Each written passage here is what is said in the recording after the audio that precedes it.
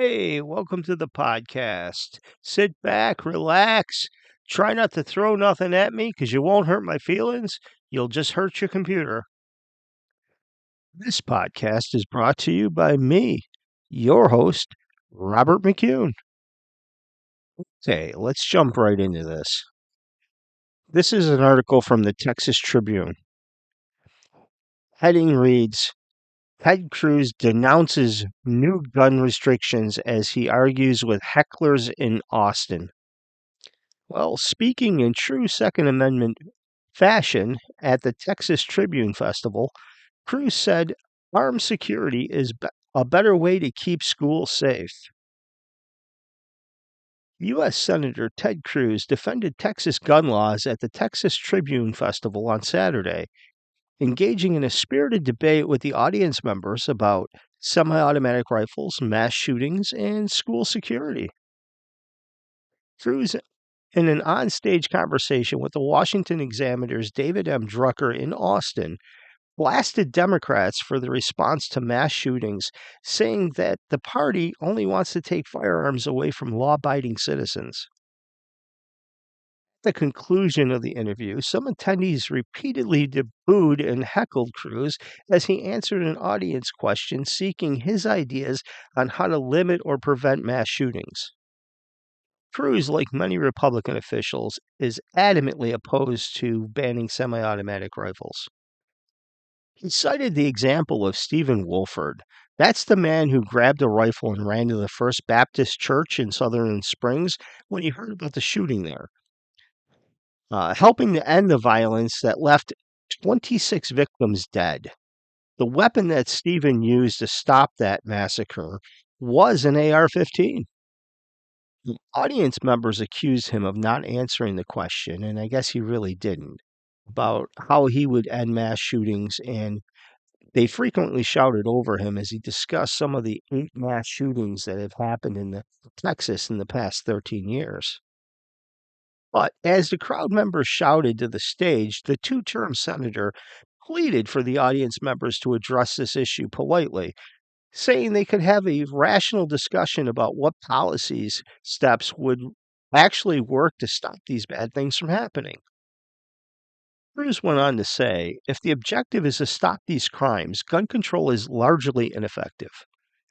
When you disarm law abiding citizens, they give up their weapons, the criminals don't, which actually makes the argument because they don't. When spectators applauded his allusion to Democrats' gun control efforts, Cruz brushed the idea off, saying, you can clap for that, except for the minor problem. It doesn't work. You got to keep in mind the Texas Tribune Festival took place about 3 hours drive from Uvalde, Texas, where 19 children and 2 teachers were killed in May by an 18-year-old with an AR 15. So you can just about guess the audience mentality at this point. In the aftermath of the shooting, many Uvalde community members and relatives of victims called for the raising of the age at which Texans can purchase a semi automatic weapon from 18 to 21. Texas legislators did put this in the law. I mean, it happened. But if you've been following my podcast, you'd know that a federal judge in Texas just struck down this law because it's unconstitutional to restrict the rights of adults. And because 18 to 20-year-olds just happen to be adults under the law, this was dismissed. So Cruz notably focused his proposal fixes on school security, calling for armed officers in schools to keep the children safe and for limiting the entrance to schools to only one door. Well, I happen to think that's a good idea. And of course, the proposals have received pushback from people who say this would be logistically and financially prohibiting, and noted that there were scores of armed officers at the scene in Uvalde within minutes of the shooting. Isn't that the left's one of their go-to reasoning We don't need people carrying guns because there's police there that can protect us. Yeah, but what they conveniently left out is those cowards dressed up as police officers just stood around outside the school doing nothing but crowd control for around an hour as the massacre took place inside the school, despite the Texas law ordering the first responding officers on scene to immediately engage any active shooter. Now, in my unprofessional opinion, every one of those cowards should be fired and not allowed to work in law enforcement ever again. We kind of need people with good judgment skills in that position. Proponents of some of the gun restrictions say measures like safe stores laws, enhanced background checks, and red flag laws, which allow courts to temporarily take guns away from people judged to be a danger to themselves or others, would be a more successful in reducing gun violence. All right, let me chew on that thought for a minute. Oh, crap. Now, all of you know I'm a huge proponent for the Second Amendment. However, that said, as far as background checks, I can bend on that one. Safe storage, this should be a given, not a law. Now, red flag laws. This is where we part company. My mind explodes when thinking about red flag laws. In communities where they are implemented, red flag laws allow police, family, and others to the right to petition the court to confiscate firearms from a third party who's portrayed as in imminent danger, meaning that you're never notified that you lost your legal right to own a firearm, and law enforcement is probably going to show up at your door in the middle of the night to come take and seize your legally obtained property. But aside from being unconstitutional, red flag laws create dangerous scenarios for both the individual subjecting them and the law enforcement officers who are attempting to enforce them. As an example, in just the first year of Maryland enforcing its red flag laws, one man was killed by police after his weapon discharged when he was resisting the order. Now, allowing third parties to request for the confiscation of law abiding citizens' firearms, this leads to violations of the Constitution and the individual liberties of American citizens, such as the Second Amendment, the right to keep and bear arms, the 14th Amendment, due process, and the Fourth Amendment, protections against unreasonable searches and seizures, the Fifth Amendment, which requires procedures that provide notice and opportunity to be heard. And let's not forget the Sixth Amendment, including the right to a public trial without unnecessary delay, the right to a lawyer, the right to an impartial jury, and the right to know your accusers. That's the problem of red flag laws. It happens all behind the scenes. You're not even aware of this is going on or has taken place until you get a knock on the door by a group of armed people saying that they're there to take your property. Okay, enough of my rant. I could go on all day about gun control issues. So this article wraps up with Cruz saying people generally have misunderstandings of what constitutes an assault rifle and that politicians take advantage of that. Now, bear in mind, this is coming out of the mouth of a politician. As he spoke, an audience member yelled out, "Violence don't solve violence." It actually is the only thing that does, according to Cruz. Violence doesn't solve violence. That's exactly why the left wants to abolish police and why you see murder rates skyrocketing. Okay, these are my words, not Ted Cruz, just to be clear. So, if someone's attacking you, are you going to how are you going to get them to stop? Are you going to defend yourself? If so, I think you're going to have to be a little bit violent yourself. Or are you going to call for help? like, say, the police, who's going to show up, maybe, in time to help you with the presumed presence for violence or to stop or deter the threat by using violence. So, yeah, I'm kind of agreeing with the senator from Texas. The only thing that stops violence is violence. So, Cruz wrapped up and he went on to say, when that lunatic got to the school in Uvalde, there wasn't a police officer on campus. He was able to get in through an open back door. He got into the classroom and was murdering kids before the police even got there. Look, if you have a solution to stop the deranged evil murderers, I'd love to hear it. My solution is to throw them in jail, stop the repeat felons, the fugitives, those with mental illness, stop them before they even commit these crimes. Of course, there are some you won't know about beforehand, and the single best step to stop them, you have armed officers on campus before they kill our kids.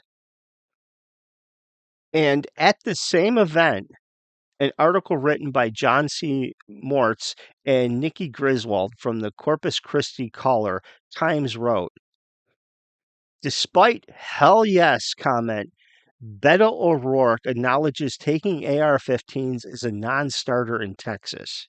You bet your ass it is. It's a non-starter in my house too, and I don't even live in Texas yet. So the Austin Democrat, Beto O'Rourke, acknowledged that his hell yes promise to take military assault style weapons from law abiding citizens is a non starter for many Texas voters as his uphill challenge to Republican Governor Greg Abbott heads into its final 6 weeks before the November 8th election. In an interview Saturday as part of a wide ranging political symposium hosted by the Texas Tribune, O'Rourke told a packed house inside a downtown Austin theater that he still believes no one younger than 21 should be allowed to purchase such rifles as an AR 15 modeled after the U.S. military M16 or an AK 47, the battlefield weapon of choice of the old Soviet Union. Holy crap. Beto is getting a education from somewhere. Wasn't too far long ago that he didn't know his ass from a hole in the ground or anything about an AR-15, let alone an AK-47. He probably thought that was some sort of golf club. But nevertheless, okay, here's another example of an anti-gun person that doesn't know the law. For the most part, anti-Second A people have their heads buried in the sand, oblivious of what's going on and what is said in the Constitution. Because a federal judge, about a month prior to this event, has ruled it's unconstitutional to restrict adults 18 to 21 and striking down the law that was already on the books as unconstitutional. O'Rourke said, the important thing is to get something done. That's right, Beto. Who cares if it infringes on our rights? Just as long as your personal feelings and others that think alike, like you, are happy. Oh, wait, there's a little thing called the Constitution. Now, I know you think it's a bunch of suggestions inside there, but if you want to get an education on the Constitution, I'm sure any British person will attest to how seriously we Americans take it and how far we're willing to go to protect it. Now, O'Rourke told an interviewer, Lawrence Wright, a staff writer for The New Yorker, there are many things that we'll argue, but on this issue of prioritizing the lives of our children, I've sought out and found that common ground Republicans, non gun owners, Democrat, gun owners alike that can agree on raising the age of purchase and on red flag laws so we can intervene before it's too late. Wow. Again, we have a Democrat that just doesn't get it. He's either too stupid or he just doesn't care because no matter what hard cold fact you throw at him, he just keeps spewing the same garbage. It's like talking to a tape recorder. Question came during an hour-long discussion about O'Rourke's campaign against Governor Greg Abbott, where the polls show him trailing about 5 to 9 percentage points. The issue of assault rifle ownership bolted to the top of the agenda after the May 24th massacre inside Uvalde's Robb Elementary School, where an 18-year-old AR toting gunman shot and killed 19 children and 2 teachers. Even before that, O'Rourke was calling for the raising of the age for gun legal purchases for such rifles from 18 to 21. And before the shooting, Abbott scarcely passed up an opportunity to remind voters of O'Rourke's pledge during his brief run for the presidency during the 2020 cycle that, hell yes, we're going to take your AR 15s and your AK 47s. It's amazing. This guy will just say whatever he thinks the crowd wants to hear just to secure a vote. Well, I guess that's a typical politician move. Now, O'Rourke boasted that he's been among a few Democrats since the Republicans cemented their lock of Texas politics about a generation ago.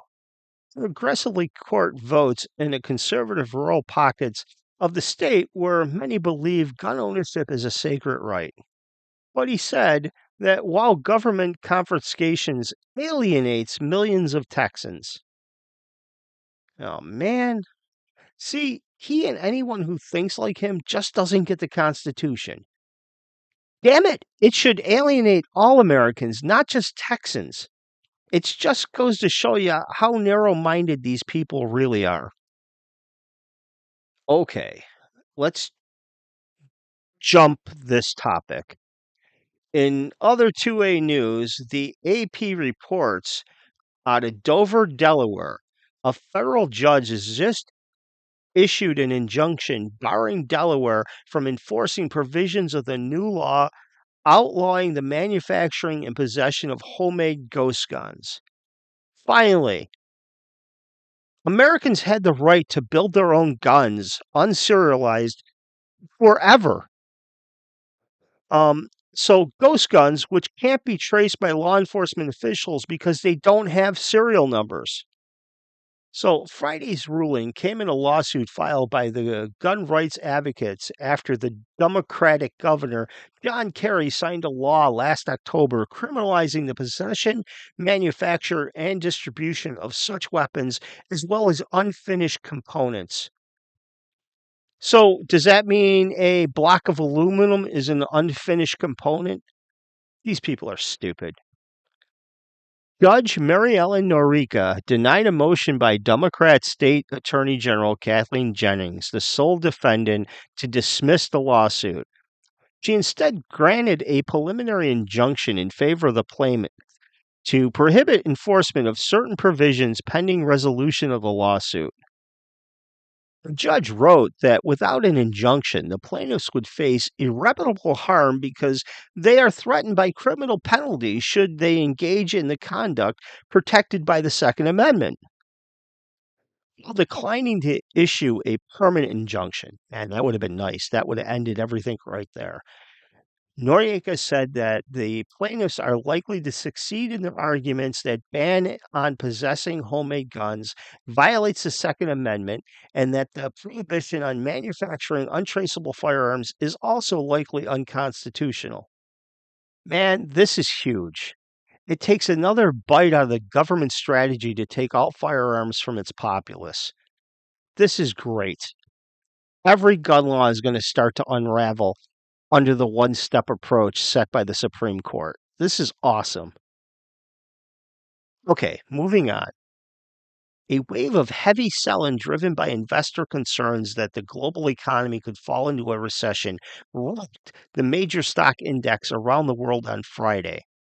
The Dow Jones Industrial Average, the S&P 500, and the Nasdaq each lost more than 1.5% on Friday. The Dow closing at its lowest level since the late 2020s, the S&P is down 23% since its peak in January. This is not good, people. But it's okay. The White House says a second consecutive quarter of negative GDP unlikely to indicate of a recession. which is defined by the dictionary as a period of temporary economic decline during which trade and industrial activity are reduced, generally identified by a fall in the GDP in two successive quarters. Okay, in true Biden fashion, I guess the White House press doesn't feel the need to fact check, proofread remarks, or even know the definition of recession. As Michael George reports for the CBS Saturday Morning, interest rate hikes aimed at cutting inflation have been a ripple effect on the economy. On Friday at the New York Stock Exchange, the president of a company called Sustainable Develop Equity officiated the closing of what was a terrible 486-point drop day, preceded by a terrible week. The market has dropped more than 5,000 points in 12 months. 5,000 points, with more than 1,000 points lost this past week alone. And there are more storm clouds ahead, according to the UC Berkeley economist Dr. James Wilcott. He goes on to say it's very likely that we're going to be going into a recession. The probability of that occurring has been raising all year. Wow. I guess the dictionary is wrong. Well, anyways, he states, especially since the summer with the feds being so aggressive about raising the interest rates. Now, the average 30-year fixed mortgage interest rates have spiked from 3.3% to 6.7% over the past 9 months, thanks to the Federal Reserve Board hikes. Now, I guess you could probably say COVID contributed to this, um, but I don't know. It just seems to me that other things could be done to curve this economy downgrade. And he says how much further mortgage interest rates might go up is awfully hard to know. Yeah, you don't need to be a rocket scientist to know these rates are going to hike again, just because of how bad the economy's doing. And this genius goes on to say, but I think we could still see some other interest rates, auto rates, credit card rates moving up, and that's only going to make it more difficult for people to sustain a household. Geez, you think? In the meantime, White House Press Secretary Karine Jean-Pierre addressed the economy on Friday. She stated, "That's why we passed. That's why the Democrats in Congress passed the Inflation Reaction Act. By the way, no Republican supported that." Geez, I wonder if raising our debt by $400 billion had something to do with the Republicans not wanting to sign their name to that. And furthermore, here is part of the problem right here. The whole mindset in Washington is Democrats versus Republicans. That's why nothing ever gets done. They are too busy worrying about who gets credit. If a Democrat brings a bill to get passed into law, the Republicans vote it down, and vice versa. It doesn't matter how much it could help the country. You know, it literally takes a crisis to get anything done, and then both sides try to take advantage of it. Let's say a relief bill of some kind gets up for consideration. Both sides see nothing but dollar signs. They literally salivate. And they throw everything on their wish list in the bill. Let's just say the bill is for relief from a hurricane. Someone is going to attach funding for a $100 million study on a liberal arts museum. This is how they operate in Washington. I really think we need to end career politicians, and we need to have very strict term limits for every position in politics. Okay, that's going to do it for this podcast. I'm hoping to have another one out in about 2 days. I'm trying to get 3 a week out, Monday, Wednesday, and Friday. That's the goal, barring an act of God or me being sick. But stay tuned. This is the part, where I tell you to give me the thumbs up, subscribe to the podcast if you haven't done it, and by all means, feel free to ring my bell so you get notifications. All right. Well, stay frosty, stay cool, and I'll talk to you when I talk to you.